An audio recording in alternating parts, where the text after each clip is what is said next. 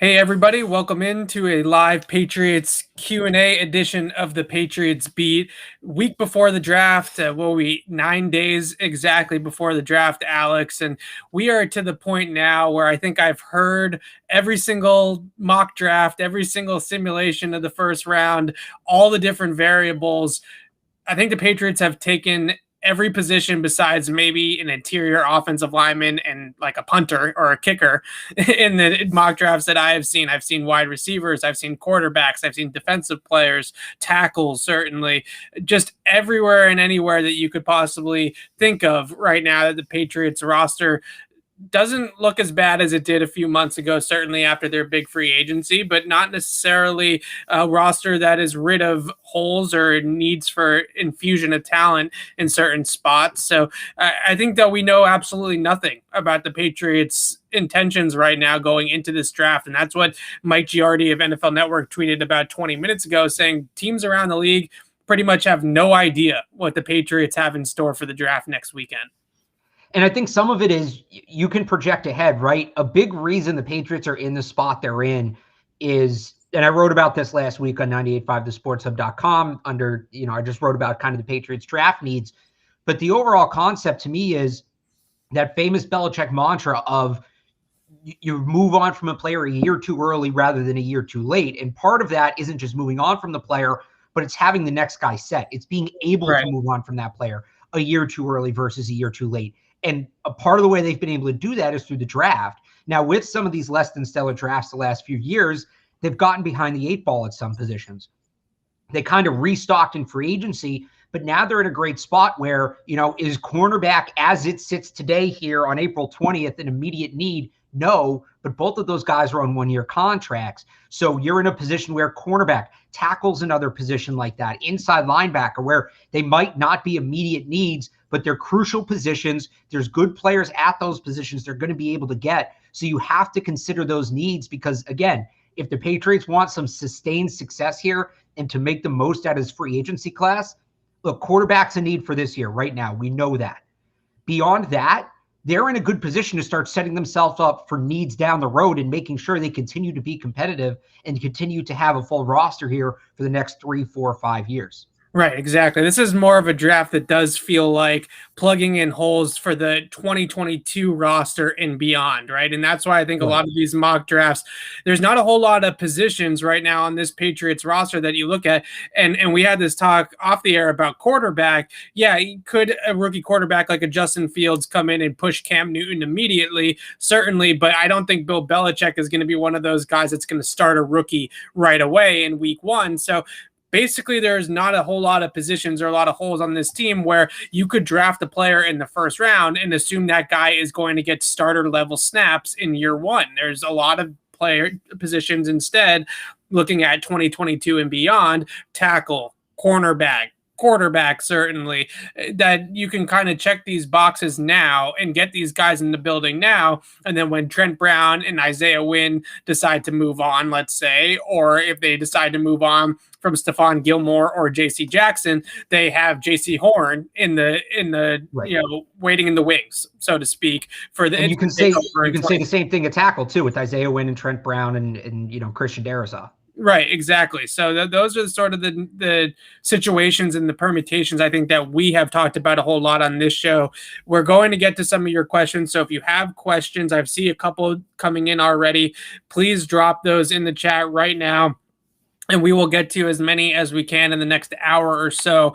Alex, there was, I don't know if you saw the tweet about a rumored picture from a decision maker that the Patriots and the Packers have discussed a trade for Jordan Love. I can tell you right now that the tweet that all of you guys are seeing that started this rumor is 100% fake. There's absolutely no truth to it whatsoever being that exact trade. But I think the question between the Patriots and potentially trading for Jordan Love is not completely out of left field, right? I mean, the Packers need to make a decision with their quarterback situation. They're in a similar spot to what the Patriots were in with Tom Brady and Jimmy Garoppolo all those years ago. So that sort of feels like a potential trade partner. But my whole thing is Jordan Love got picked 26th overall last year. The Patriots had the 23rd pick in the draft and they passed. So if they really wanted Jordan Love, we could have just done this last year and they could have drafted Jordan Love a year ago.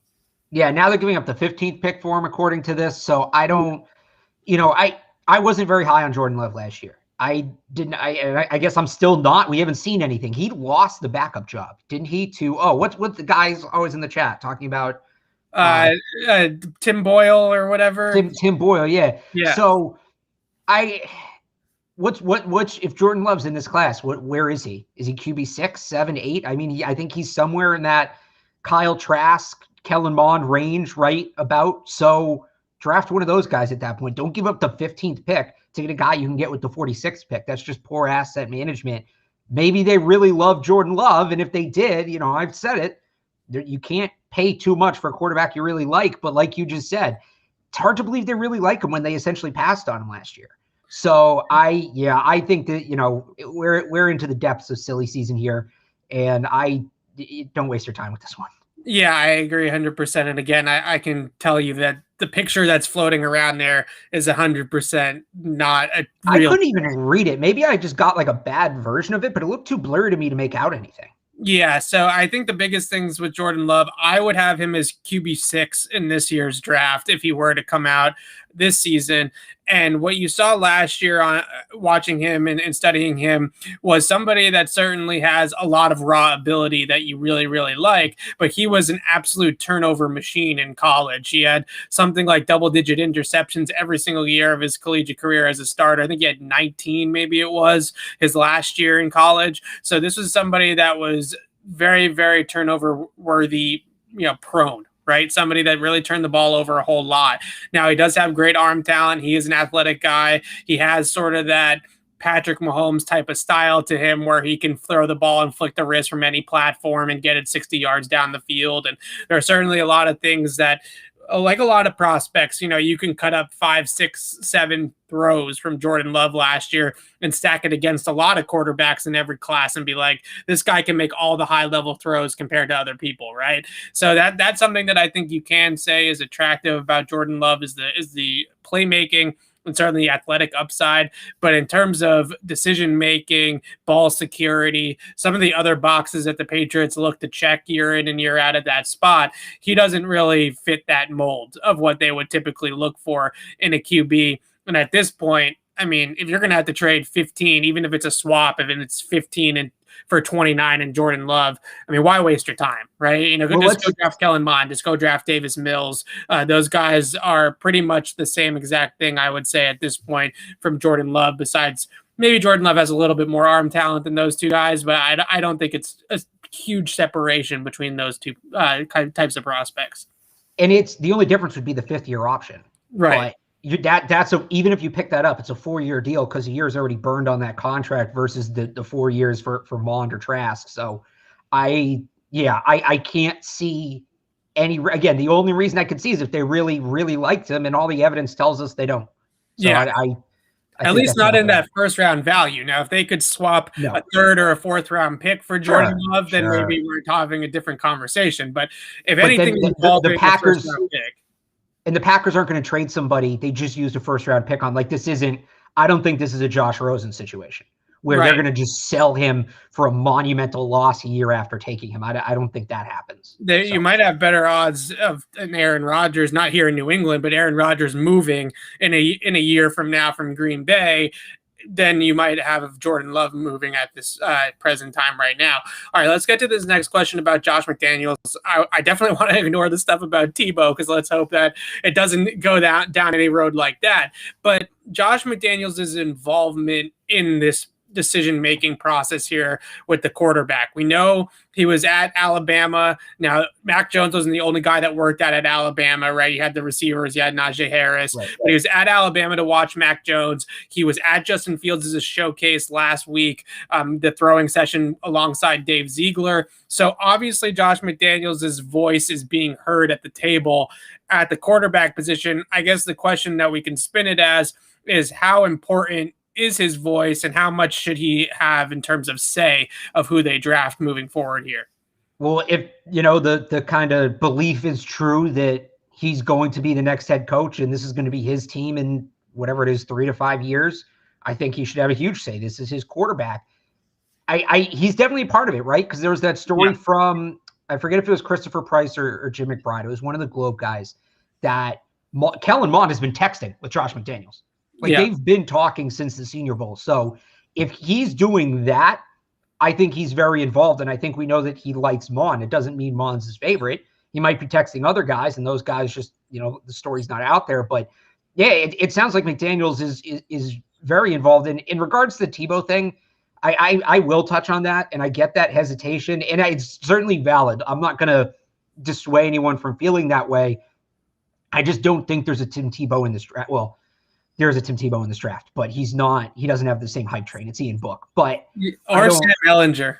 Both of those guys are kind of, I'd say Sam Ellinger plays more like Tim Tebow, right? Like an athlete playing quarterback. Yeah, I think part of Ian Book's more like him because they're both terrible quarterbacks. But I think that the draw with Tebow wasn't the football skill. It was the leadership. It was that Josh McDaniels thought he was getting a core, like a captain. He thought he was going to get a guy who's going to come in and be a 10, 15-year captain, and the football skills would be enough to justify it. That's what I think that pick was.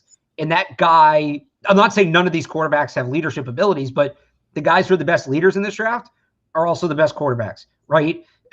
Whether it's Mac Jones, whether it's Justin Fields, like these guys can command a locker room, but they also don't have the throwing motion of a pitcher in the middle of Tommy John surgery. So I'm not too worried about the Tebow thing because I don't think in this specific case it's an issue. Like look, if they take if they take Sam Ellinger or Ian Book in the third round, you can bring this clip back up and call me an idiot. That's fine. I just don't see it in this draft. Right. And I think the question really was more also geared towards the fact that Josh McDaniels has in the past been kind of gravitated towards mobile quarterbacks outside of Tom Brady, of course, right? There's guys that he is typically favored, at least rumored wise, favored mobile QBs like a Tim Tebow, like a Lamar Jackson. Josh McDaniels was apparently, although Baker Mayfield's not Lamar Jackson, he can move around a little bit. And the Patriots apparently really liked Baker Mayfield in that draft. So does that really matter? I mean, I guess maybe in terms of the Mac Jones conversation, it could matter a little bit. But so many of these quarterbacks, from Fields to Lance to Mond, these guys are mobile. A lot of these guys are mobile. So I don't know if it's necessarily going to be a number one sort of argument of Josh McDaniels needs a mobile quarterback. But if he does want a mobile quarterback, there's plenty of them in this draft to pick from on all from the first 3 or 4 rounds of the draft. Some of those guys I just mentioned, you could go and get, if you really are infatuated with having a guy that can run, you can get Jamie Newman in the 4th round, right? There's plenty of options here for mobile QBs if he wants to go that direction. Should the Patriots go that direction? It's certainly where the league is going. At least players, quarterbacks that can create outside of structure or on what's called second reaction plays. That's the big thing nowadays, is when the scheme breaks down and you're not running the offense with the timing and stuff like that, and everything kind of goes to crap. What can the quarterback do then to create a play? Can he move around? Can he work the pocket like a Tom Brady? Can he move around like a Patrick Mahomes? What's his card to throw when everything isn't perfect, right? And that's a big sort of thing about quarterbacks as we scout them this year. And it's becoming a more and more popular kind of buzz topic of, okay, Mac Jones is one of those QBs that kind of needs that timing rhythm-based offense and needs everything to work on schedule for him to thrive. Whereas somebody like a Justin Fields or a Trey Lance can maybe create out of structure a little bit easier than Mac Jones because of their athleticism and their arm talent. That's a very popular kind of conversation around the league. But at the same time, I think offensive coordinators or play callers like Kyle Shanahan, like Josh McDaniels, are really confident in their structure and within their scheme that they're not so concerned about the 10% of the time when the play breaks down, what's going to happen, right? They're concerned about the 90% of the time. What's the quarterback doing? What decisions is he making within the confines of the offense? I think that's way more important at the end of the day. Accuracy, decision-making from the pocket is going to trump all that second reaction type of stuff, I think, for an offensive coordinator like Josh McDaniels. As appealing as playing 11 on 11 in the running game is, I still think that that's at the end of the day the most important thing when we're talking about quarterbacks. Let's talk about some wide receivers. Favorite day 2 wide receiver. We've had this conversation a few times in mock drafts and stuff like that. I'm a big Amari Rodgers guy. You know that. I think that he's a great fit here in New England. I see some other names in the chat. Elijah Moore, I think he's a day 1 guy.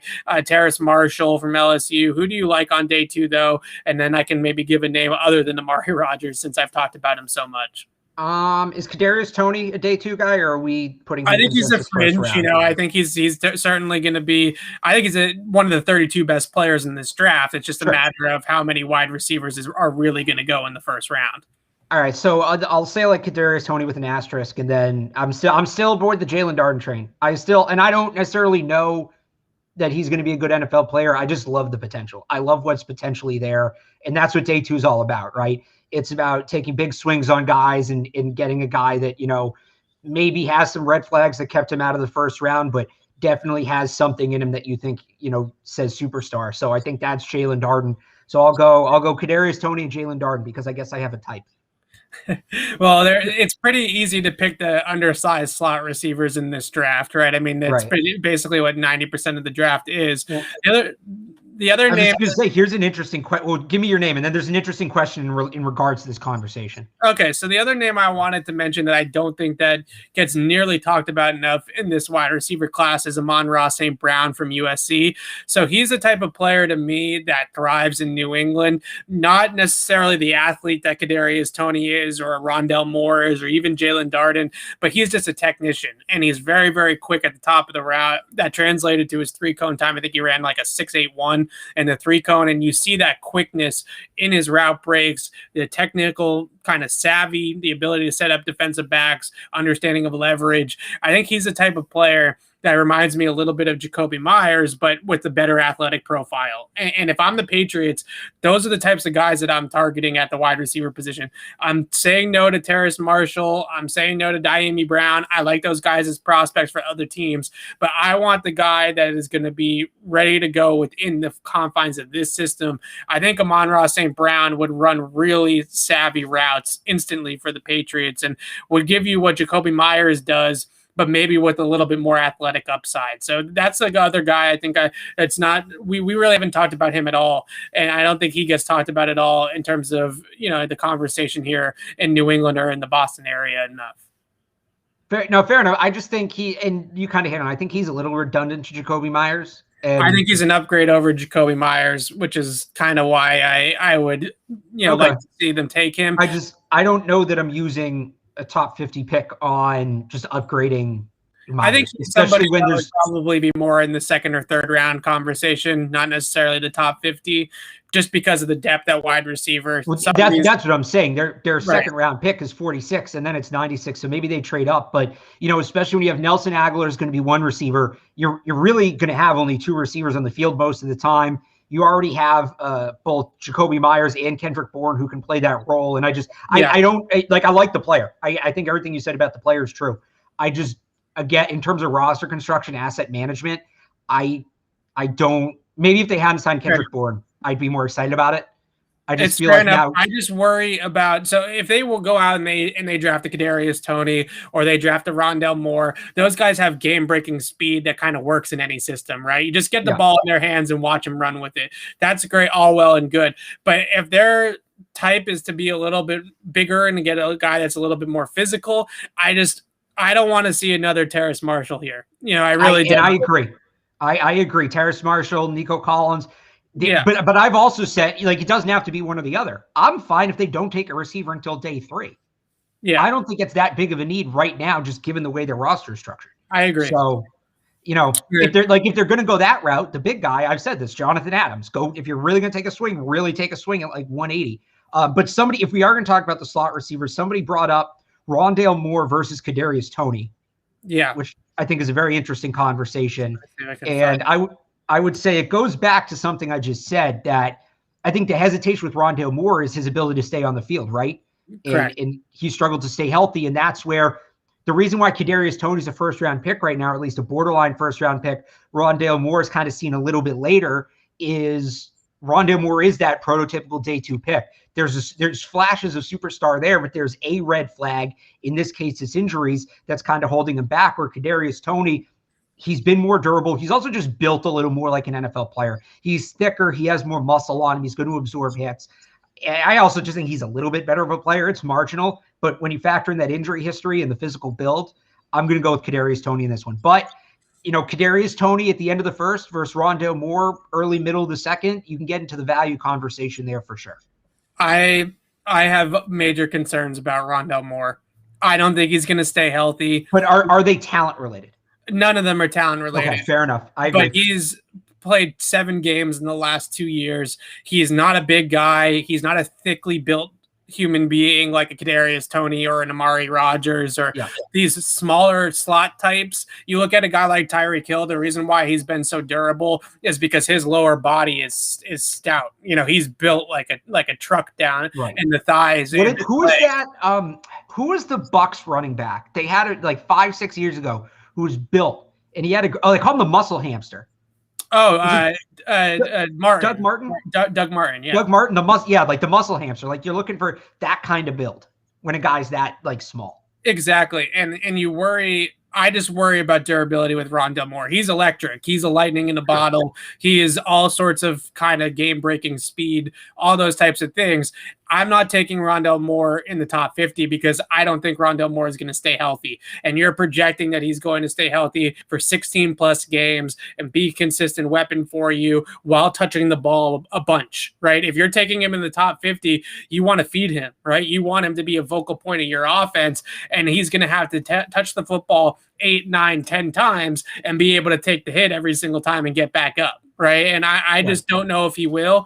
And so that for those reasons, I've been extremely concerned and kind of wary of Rondale Moore in New England. I also think it's a little bit of, in recent years, the Patriots, especially with skill position players, have struggled to keep those guys healthy, right? They've drafted Sony Michel, they've drafted N'Keal Harry, and these guys have struggled. Really goes back to Malcolm Mitchell. Right. And you worry, they just haven't had the best of luck with that type of stuff in New England. Right. From Isaiah Wynn to Sony Michel to N'Keal Harry. I mean, we can go all the way down the line and years back, right? Derek Rivers gets hurt his first year.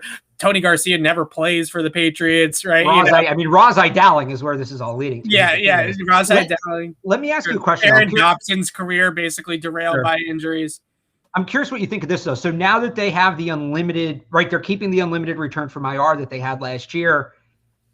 Are you more, and you have the expanded roster as well, are you more willing to take a shot on an injury-prone guy? Like, I've been thinking about that. I'm not sure exactly how I feel about it because at the end of the day, even if he, you can bring him back and forth as much as you want. If he's not on the roster, he's not helping you.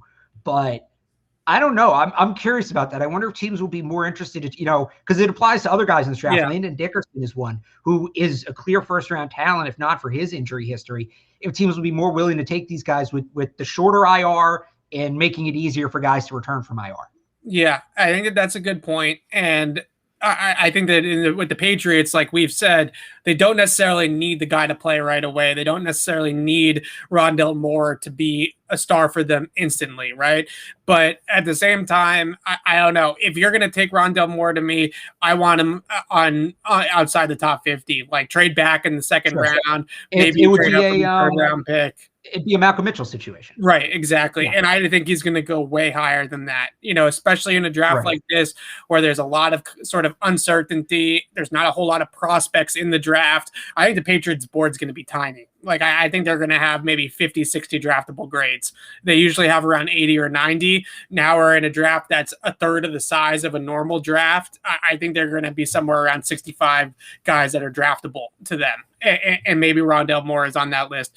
I also wanted to quickly talk about Elijah Moore, the other Moore, real fast. So a lot of people in the chat saying Elijah Moore is not going to be a day one pick. Elijah Moore, I really, she's not a day one pick.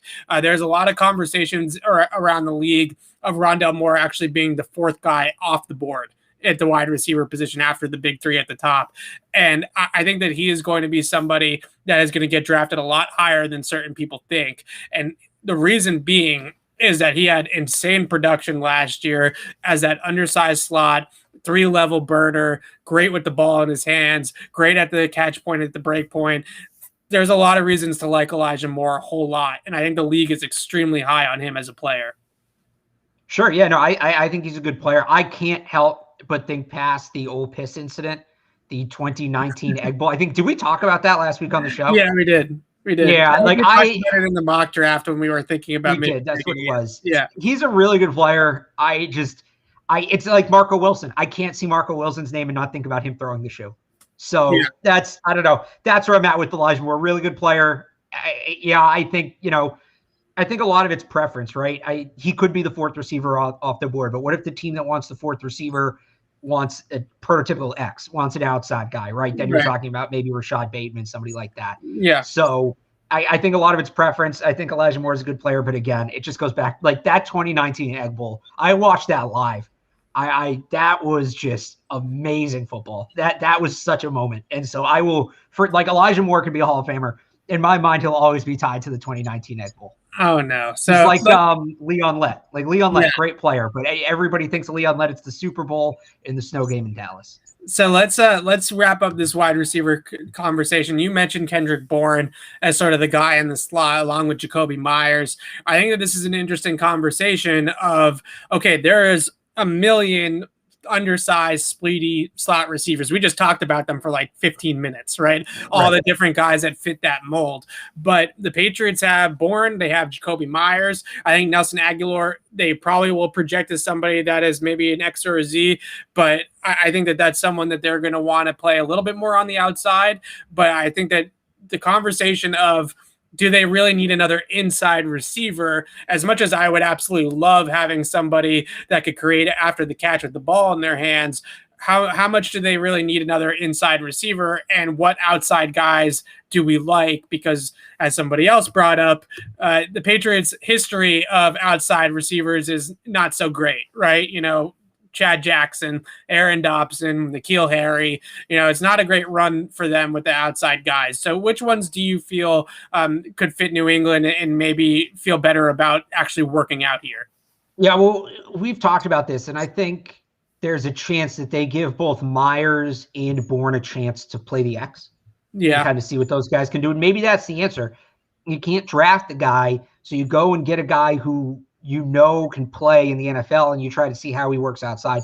If they're going to go into it, I think you go down to day 3 and you just try to find a guy to push N'Keal in camp and then either stash him on the practice squad or trade N'Keal Harry if he's good enough. I've said, and at that point, I'm going home run. Jonathan Adams, he is a jump ball threat, a red zone threat. The way their offense is built right now, they really just need the X guy to be a red zone threat. Nico Collins certainly wouldn't be a bad option either. I'm not super into the idea of them taking a big receiver. I don't, especially if they're going to keep N'Keal, and there's been some rumors that he's going to be traded, but especially if they're going to keep him, I don't see the need to take a big outside receiver.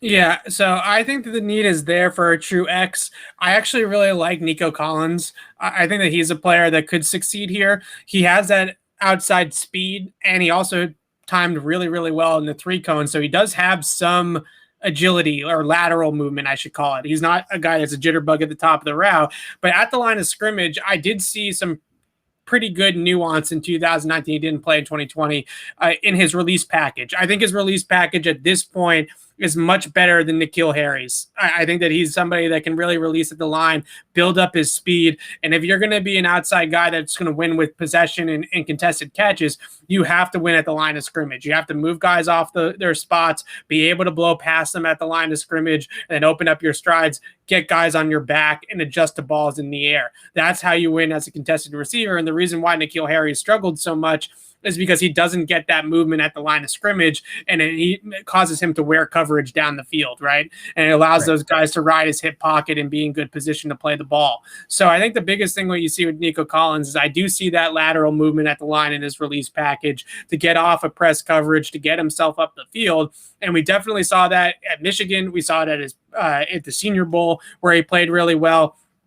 I think his value is going to be decent in this draft because these slot receivers are going to fly off the board. I think that 8, 9, 10 of these guys could go in the top 75 picks or so. So you might see somebody like a Nico Collins hang around to the third round. And if that's going to end up being the case, and I really like that value play, I like Diami Brown from North Carolina a whole lot too as an outside X. He's a little bit stiffer. I'm not sure if that really is the best translatable skill there, but Nico Collins, if I had to take somebody with a premium pick, would probably be my guy in this draft for the Patriots. If you got to wait on it, like you said, Jonathan Adams, there's a couple of bigger guys. I'll give you one more too. And I've been big on this guy, Des Fitzpatrick. Yeah. From Louisville. And I don't know that he's as fluent at the line as Nico Collins is, but guys who are hands catchers, guys who can catch the ball away from their body, guys who, have body control and can make acrobatic catches. Those guys tend to do pretty well here. And Des Fitzpatrick is that. He's 6'2", and he can use that entire frame. And his catch radius is really impressive. So he's maybe a guy on day 3 if they want that X. And he can play a little bit in the slot, too. He can kind of play that big slot role. So he brings some versatility as well. So maybe that's a guy they look at. Yeah, maybe a guy like Cornell Powell, too, I think could fall into day 3 just based off of the depth. That's the thing, is that we talked about this, I think, more so in really the last 3 drafts. The receiver depth has just been absolutely insane. So it's not like, it'd be great if the Patriots drafted somebody like Kadarius Toney or Rashad Bateman or something and just got this big time playmaker at wide receiver. But you can wait on wide receiver in these drafts and get somebody later on day 3 that I think is still going to have starter level talent. That's how deep this class is this year. Somebody on day 3 in this draft might really be a fringe top 100 pick in another draft. I think there's starter level talent, draftable talent in day 3 for a lot of rounds. Like, I think you can maybe get somebody in the 5th or the 6th round that will be a starter level upside type of player. Maybe not right now, that's why he falls, but down the road, maybe you can develop him into somebody like that. And those are a few of those guys there. All right, let's have this conversation. I know you want to talk running backs, Alex, so I will let you talk about running backs. The Patriots, I've said it multiple times. Not like that. Not that kind of need, but okay. Yeah, I've said it. We don't have to necessarily talk about Najee Harris, but we've talked about it multiple times that the Patriots have kicked the tires on running backs this offseason in free agency. They haven't made a move at running back yet. I think that there's a running back coming. Now, I hope it's not early. I hope it's not a premium pick, but I do think there is a running back coming. Where would you say is a target that you would feel comfortable with? Because I think a first-round running back would be a disaster. Sure, yeah. Najee Harris, like sneaky need, absolutely. I'll agree with that. Not to the first-round extent. They basically need – so they have their 2 early down backs in Sony Michel and Damian Harris. That's set. Right. They like to carry 2 passing game backs as well. James White comes back. That's 1. But he's going to be 30. Very few running backs produce after the age of 30, and there's really nobody behind him. J.J. Taylor's kind of in this in-between space. He's actually an early down back because he's not a great pass blocker. And that James White role, as important as it is to be able to catch the ball, you have to be able to pass block too. J.J. Taylor's more that Dion Lewis where he's a change of pace early down back. So given they don't play rookie running backs and James White's kind of right up against it, the Patriots need to look to find the next guy so he can redshirt this year. And then, just like James White took over for Shane Vereen took over for Woodhead took over for Kevin Falk, etc. So where do they find that guy? The earliest to me, you're looking right outside the top 100, and it's Demetric Felton from UCLA. They've met with him. He's a great fit. Didn't physically test well. I'm not scared off by that. I don't know how you feel. I trust what I've seen on tape. I think that was an anomaly. He had a bad day. I don't know. He ate something bad for lunch, whatever it is. I don't think they need Felton at 120. There's some other guys. We've talked about Kylan Hill, maybe going a little bit later. Jarrett Patterson from Buffalo is a guy who they could be interested in. One guy I really like, though, and I've come around on this the last couple of days, and it's interesting you mentioned Rex Burkhead, because Rex Burkhead could kind of fill both roles. He was a pass-catching back, but he was better out of traditional sets and just taking handoffs from under center than a guy like James White is. And if there's a guy like that in this draft, to me, it's Rakeem Boyd out of Arkansas, the last chance U-star. He's got a similar build, 5'11", 215. So he's big, but he's not big. He's a very powerful runner. He likes to run into contact. At his size, it might be tough at the NFL, but you like to see a guy who's not afraid to fight for extra yards. And he's a sneaky good receiver. He was used a good amount out of the backfield as a junior or 2 years ago at Arkansas. Last year, he only played 6 games and then opted out because Arkansas was just terrible. But he kind of fits that Rex Burkhead. He can do a little bit of everything. He's going to be a power running back. He's going to be a guy you could use on the goal line. But at the same time, you can use him out of the backfield. He's a very good pass blocker. He's shown the hands are still coming, the route running still coming, but he's shown an ability that you get. He understands what he needs to do, and he seems like he can grow into it. And he can play special teams as well. He might be a UDF. I just like him so much because he was on Last Chance U, but that's why I know about him. Because Ronald Ollie was in the draft 2 years ago. Yeah, I did not want them to take. Ollie. Yeah, you need to finish that stuff. Although they did have Nick Coe last year. Was also on the show. He got cut. No. So look, it's a cool story. Would it be cool if they got a Last Chance U guy? Yes, in all honesty. The reality is Rakeem Boyd, I think, has a lot of what Rex Burkhead brought to the team, but because he's a power back who's 5'11", 215, it's going to scare a lot of teams off. And there's certainly growth that needs to happen there. But like you just said, right? You don't want them using a premium pick with the running back. So you're talking about developmental guys. I think Rakeem Boyd has a lot of traits that maybe aren't NFL ready yet, but excite you. And for a team that doesn't need this guy to produce right away and likes to redshirt running backs, he's kind of the perfect fit. And they can get him outside of the top 200 and maybe as a UDFA. So that's my guy. The other guy I wanted to mention was Kenneth Gainwell from Memphis, sure, who I like a lot. I think that he's sort of like Austin Eckler, more so than maybe a James White, but somebody that in this draft has the most reps lining out outside the formation, as a guy that lines up more than Felton. Yeah, more than Felton. Really? He lined up outside receiver a whole lot in that Memphis offense. They are all of a sudden Memphis is like sneaky becoming running back like not necessarily like 1.0. That's Alabama. Alabama is never going to be topped as running back in terms of guys that are in first round types of talents. But Darrell Henderson, Antonio Gibson, Kenneth Gainwell is a draftable guy. Every single year out of Memphis, there seems to be at least one running back. A couple years ago, I think the Darrell Henderson draft, they had 2 guys that were actually drafted that were both running backs. So they have a stacked kind of running back factory working on it there at Memphis. He's a pass catching running back. I think he can run a little bit in between the tackles. That's a really wide open zone based scheme at Memphis. So it's kind of hard to project those guys into more of a man power scheme like what the Patriots are going to run. But at the same time, I think that the pass catching skill is definitely there for Kenneth Gainwell. He's sort of like Demetric Felton light, right? If you don't want to use a 3rd or a 4th round pick on Demetric Felton, maybe you can get Kenneth Gainwell in like the 5th or the 6th round, someone like that. If they take a running back like Najee Harris in the 1st round, then I am going to quit. Well, so the interesting thing here, and remember what Bill said during his press conference, right? That in some ways the 2019 tape is better than the 2020 tape. So keeping that in mind, let me give you one more name, Chuba Hubbard. Yeah. Because Chuba at one point, year, right. Right. Chuba at one point, he was in the, Najee Harris wasn't even in the conversation. It was Travis Etienne and Chuba Hubbard for RB1 this year. He was supposed to come out last year, and he would have been a borderline 1st round pick last year. He stays another year, struggled early. I mean, Oklahoma State just struggled as a whole, kind of. But, then he opts out, kind of like Rakeem Boyd did. He's just, I'm not having a good year. I want to get ready for the draft. But if Bill's using that 2019 tape as heavy as he's using 2020, Chuba Hubbard, who again can kind of do both. He's an early down back and a pass catching back. He's going to be higher on the Patriots board than just about any other team if they're really looking at 2019. And that he'd be a good pick. If they can get Chuba Hubbard around like that one, what are they like 177? Yeah. They did pretty well with that pick. Yeah, that's a good point. All right, let's answer this question. I think it's a good one. Bigger need, safety or cornerback? We've talked about both positions. Both positions are sort of 2022 and beyond type needs, right? Safety, you're looking for the next Devin McCourty type. Corner, you're talking about outside corners and how that's going to fit in with Stephon Gilmore and J.C. Jackson's contract situations. Which one's more important to you right now to fill? So I'm going to kind of take a cop out because I don't necessarily agree with what you just said about them both being 2022 needs. I think outside corners a need right now. Who's their 3rd outside corner? Right now it's either Juwan Williams or Michael Jackson, who they traded for from Detroit last year. Right. I don't know. Juwan Williams has flashed a little bit. I wouldn't hate to see them bring in another guy who's the number 3 this year and then moves up. I think corner's a more immediate need, but with the Patriots defense, that deep safety is so important.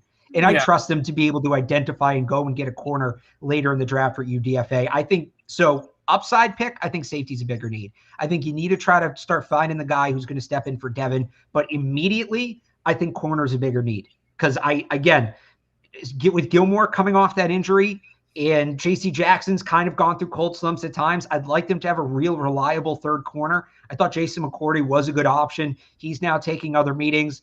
Juwan Williams, to me, is kind of risky. So is Michael Jackson. I'd like to see them have a younger, more high upside option maybe for that spot.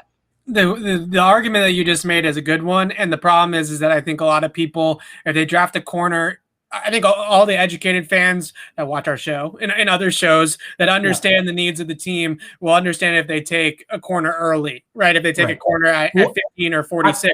But a lot of the casuals are going to freak the F out, especially if they take another corner in the second round, like a Juwan Williams type.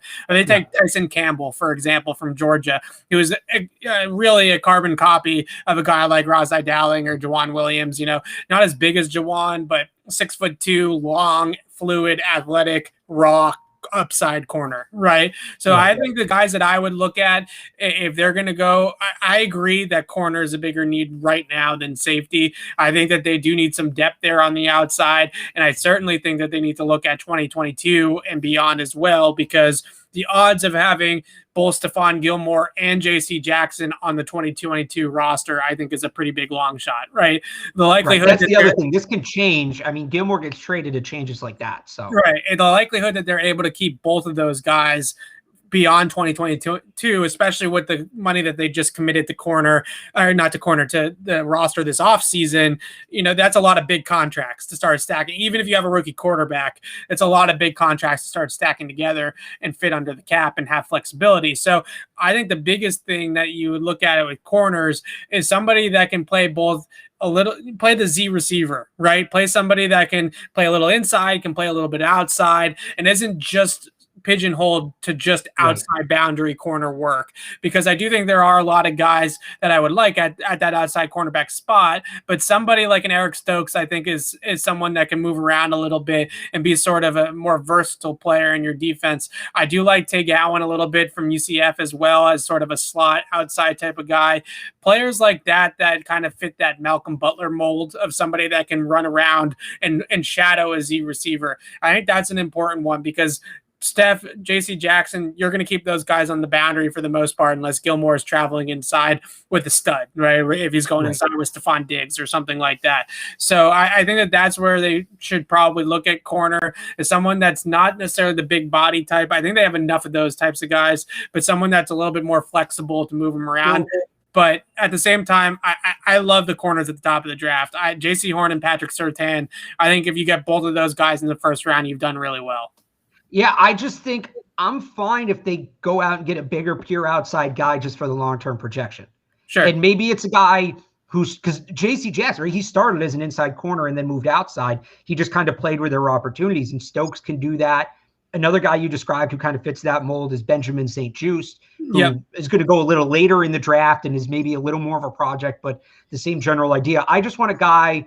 Look, if he can play in the slot and he plays in the slot early and they figure out a way to keep both Gilmore and JC for 2021, cool. That's fine.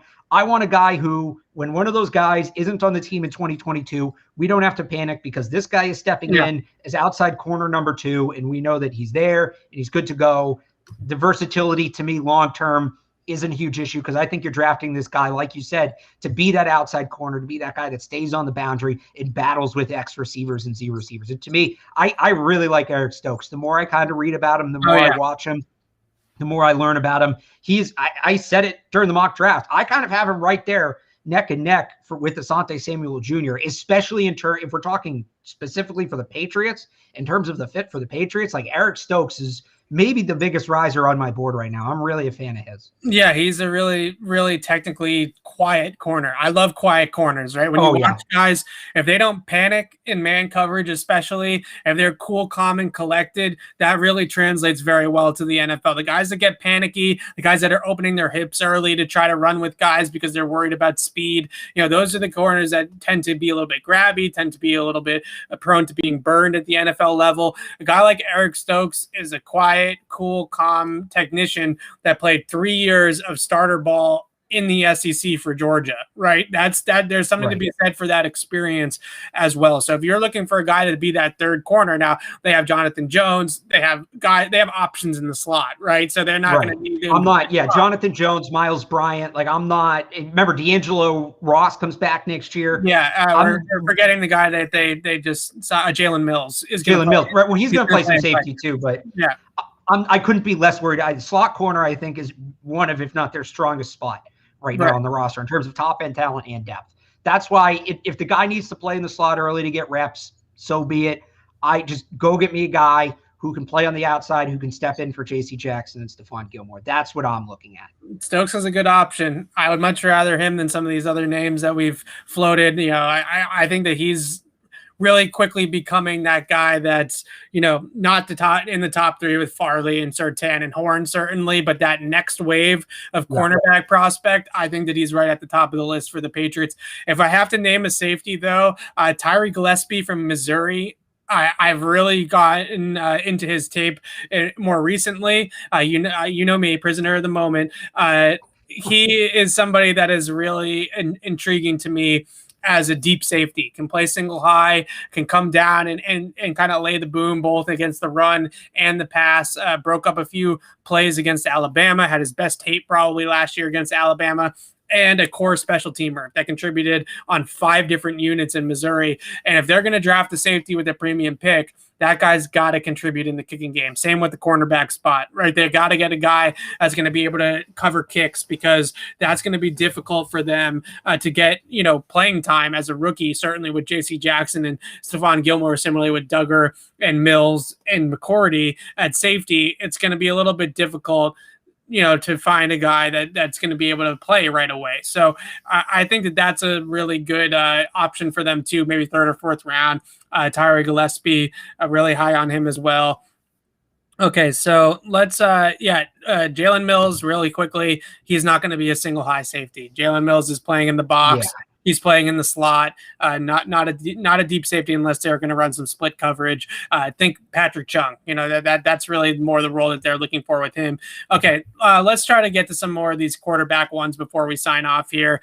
This is an interesting question because we have sort of nixed some of the quarterback options ahead of the Patriots in this draft as we've gotten closer. We know the top 3 teams are going to take a quarterback. I still don't think the Atlanta Falcons are going quarterback in this draft. I think there might be a year too soon to take a guy at 4 overall, with Matt Ryan still under contract for a couple more years.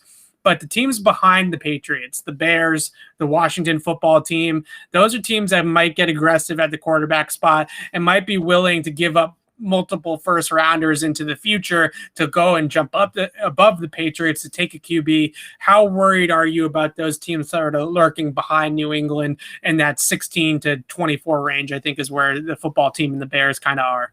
Yeah, it's certainly worth thinking about. It's certainly worth talking about. It's not an invalid concern. I just wonder, well, first of all, one of these teams is going to convince themselves they're going to fall in love with Kyle Trask. I think Kyle Trask ends up sneaking into the back end of the first round. Oh, God. I actually do.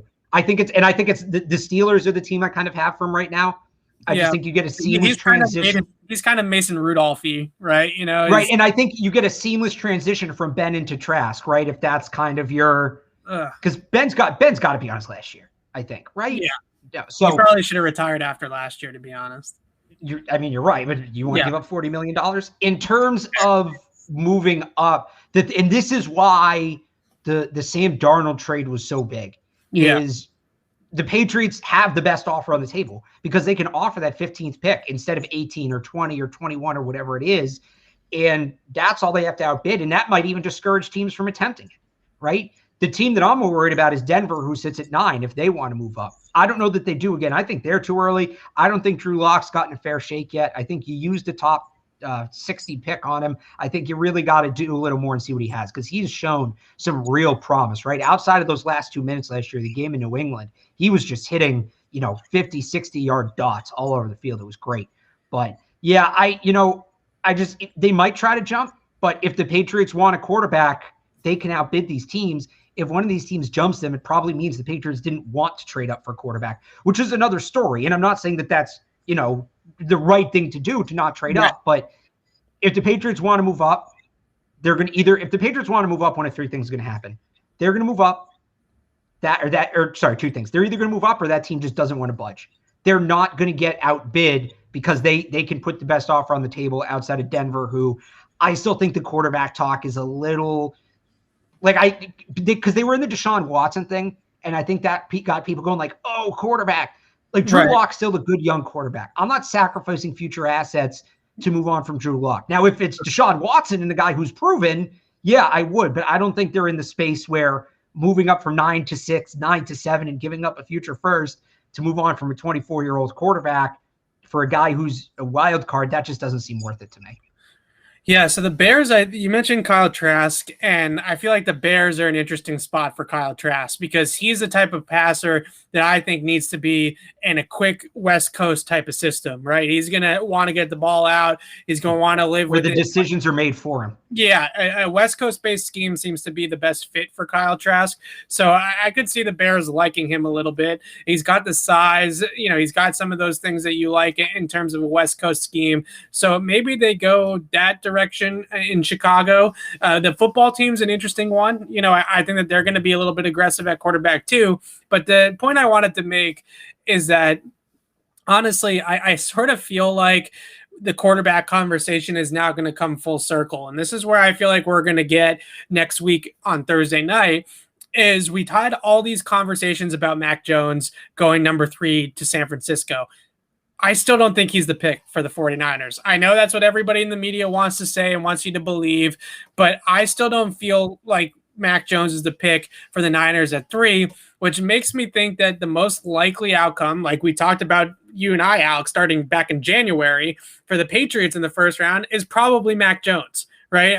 I think that he's the guy that is at around 10, 11. That's when it starts to make sense for a player like Mac Jones. Maybe 3, a little bit too high, especially over guys like Justin Fields and Trey Lance. Mac Jones, I feel like we are, like I said, we started in January around the college football playoff and around the college football national championship saying Mac Jones is the best fit in the draft for the Patriots at quarterback. Then we all kind of got fascinated, myself included, by Justin Fields, by Trey Lance, by the upside of those players. And now I feel like we've come full circle and Mac Jones is the more realistic option to get. So I feel like Mac Jones is going to be right in their sweet spot and somebody that is going to be very, very easy for the Patriots to end up getting. I think that it's going to end up being Fields or Lance at 3 to San Francisco. I don't think any of these other teams are going to be clamoring to draft Mac Jones in the top 10 that have picks like Denver or like Atlanta that might have needs there at quarterback. I think that it ends up being somebody like Mac Jones, which I find is will be fascinating if we come back complete full circle after you and I talked about it all the way back when. After I talked about it in October, you told me no. Yes, I still remember that. I know you were going to bring that up. Oh, you're never going to forget it. As long as I have anything to say about it, you're never going to forget it. No, why do you want Mac Jones? Why do you want Mac? I'm still not early, 100% third round quarterback. It is a little bit of a reach, but that's quarterbacks for you. All right. So apparently, getting off quarterbacks really quickly, I want to go back to my big offensive lineman. I haven't seen this from Doug and Mike Reese, but apparently Elijah Vera Tucker's name has come up in their conversations. He is somebody that definitely checks a lot of Patriots boxes. Very smooth athlete. Does project from a lot of people to move inside to guard. But when you play that well at tackle in a Power 5 conference, I think you can definitely leave him out at tackle as well and have him have a very good NFL career. Really smooth athlete, connects really well and climbs to the second level, pull blocks, movements, lateral movements if you want to move him there. Very clean pass setter. Just a kind of clean, checks the boxes, safe offensive line pick. And I think that would be a really nice pick for them in the first round. We've talked a lot about Darrisaw. We've talked a little bit about Rashawn Slater. We've talked about guys maybe on day 2 at the tackle position, Radunes, Liam Eichenberg from Notre Dame, whatever. We haven't talked a ton about Vera Tucker. I'm not sure how much you've seen of him, Alex, but a very technically sound, clean tackle prospect with very good athleticism. Yeah, I'd agree with that. I haven't watched a ton of him. They like those athletic kind of multi-position tackles. He certainly fits. I think if they're going to take a tackle, I just feel like they're going to be able to get Darrisaw Slater at 15. And I think those two guys are better. And maybe this is like a trade back snare. I'd have to see exactly what Doug and Mike said. But Right. he's a good tackle. I just don't know if he's going to be the best tackle on the board when they pick. The reason why I think that he could be higher on their board than we think is because they do love those guys that can play both tackle and guard, right? If you give them that versatility, I think Vera Tucker is somebody that they could project in their system could play 4 different spots, every spot besides center, right? And that is something that they do hold some value. There's guys you can get like that later in the draft, right? Right. I mean, that's not his top trait. I'm just saying that if you're stacking him together and he's got some really good upside, really clean technique, as I said, if you're stacking them together, Darrisaw, Slater, Vera Tucker, all these Leatherwood, all these guys in the first round, Vera Tucker definitely presents the most kind of versatility, somebody that can move around the line and you can play in different spots. Whereas those other guys, if you drafted a guy like Darrisaw, he's playing left tackle. If you draft a guy like Rashawn Slater, he's playing left tackle. I think Vera Tucker gives you a little bit more versatility. Now, I do wonder if he's a little bit better of a fit in a zone-based scheme, big outside zone type of offense, like a Shanahan or a McVay type of offense, where you can step out and turn and run towards the sideline and use that athleticism in space as a lateral mover. But he does connect well at the second level, like I mentioned, not necessarily a people mover at the line of scrimmage, but if they want sort of an athlete, which they have tended to go towards, those guys that are really have good feet, like Isaiah Wynn, Vera Tucker at left tackle makes a little bit of sense for them as well. I just think I'll go back to what I said about the corners. Positional versatility is nice, but they're going to need a starting left or right tackle next year. They do. And I think I want tackle. The reason why he's projected mostly inside the guard is because his skill set is a little bit better in terms of upside at guard, right? That's what we're talking about a lot of these guys, right? You bump him inside the guard, he's an all-pro guard. He's probably like a second-team all-pro tackle, right? You know what I mean? Like, right. So again, where's they're set at guard. They're good at guard. They need they're going to need a tackle next year, and just get me the guy who week 1 2022 is going to be the better starting tackle. And I just think that's Darrisaw and Slater. Yeah. All right. Well, I think that we can wrap it up there. And okay, well, we did not have Mac Jones as a 3rd round pick. That was back in October that we were talking about Mike Larry. Reading some of these comments about how we feel about Mac Jones, they're a little bit off. Anyways, I think we can wrap it up about there. And we're going to be back on Thursday, mock draft again, 5.0 this time, right, Alex? And we're going to do we're doing fun mock drafts on Thursday, right? And then another serious one on Tuesday before the draft. Tuesday will be the final draft. This is what we're going with. Yeah, that is the plan as of right now. We'll try to maybe fit in another Q&A or something like that, and we'll definitely have post-draft reaction.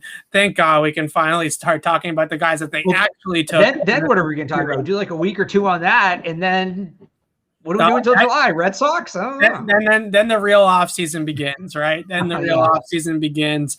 That's what I always say. After the draft is the real dead period of the NFL calendar. So maybe we'll come up with some cool ideas. Patriots, roster resets or whatever, and we'll try to keep we'll definitely keep the train rolling here on Patriots Beat even after the draft, but I'm sure we'll have plenty to talk about for the weeks after the draft as well, to break down all the different things that the Patriots have done on draft weekend. So again, mock draft Thursday night, another one on Tuesday before the draft, which will be sort of our final this is a dress rehearsal type of mock draft for the Patriots, our best stab. Dress rehearsal, we're wearing suits?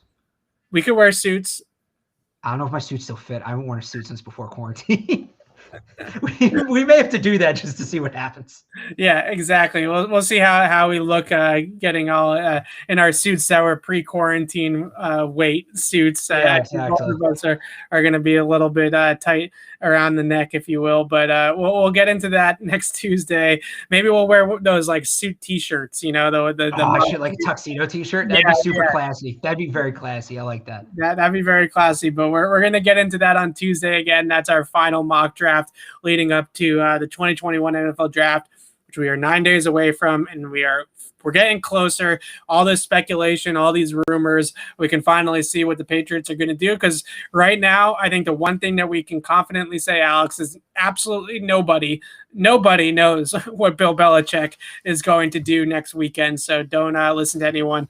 I don't think anyone that claims to know has any idea what they're talking about. So no one knows what the Patriots are going to do. We're going to do our best at trying to take a guess at it over the next couple of episodes with the mock draft. But thank you guys very much for coming in today and taking asking questions, excuse me. And Alex and I will be back on the podcast on Thursday night for mock draft 5.0. Yeah, 5.0. Sounds right, yeah. But until then, signing off, Alex Barth, I'm Evan Lazar. Thanks for watching, everybody.